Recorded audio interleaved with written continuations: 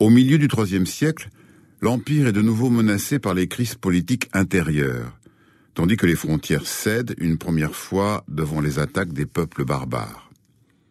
À plusieurs reprises, Francs, Goths et Alamans pénètrent profondément à l'intérieur de l'Empire.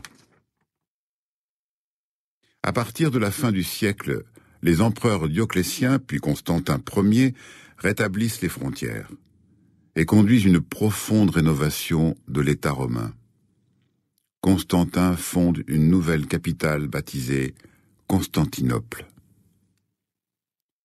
Durant le règne de Théodose Ier, la pression extérieure sur les frontières reste forte et l'empereur autorise les Visigoths à s'installer en territoire romain au sud du Danube. À la mort de Théodose, en 395, le partage de l'Empire entre ses deux fils consacre la coupure définitive entre Empire romain d'Orient et Empire romain d'Occident. Dès le début du Ve siècle, la situation militaire devient critique dans la partie occidentale.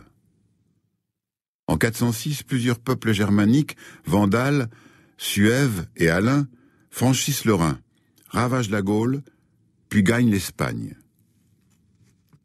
En 410, les Visigoths envahissent l'Italie et pillent Rome. 2 ans plus tard, ils s'établissent en Aquitaine et en Espagne. En 429, les Vandales passent en Afrique du Nord, puis prennent Carthage. Le dernier empereur, Romulus Augustule, est déposé par Odoacre, le chef des Goths, en 476, ce qui consacre la fin de l'Empire romain d'Occident. L'Empire romain d'Orient subsiste jusqu'en 1453 sous l'appellation d'Empire byzantin, en rappel du premier nom de sa capitale, Byzance.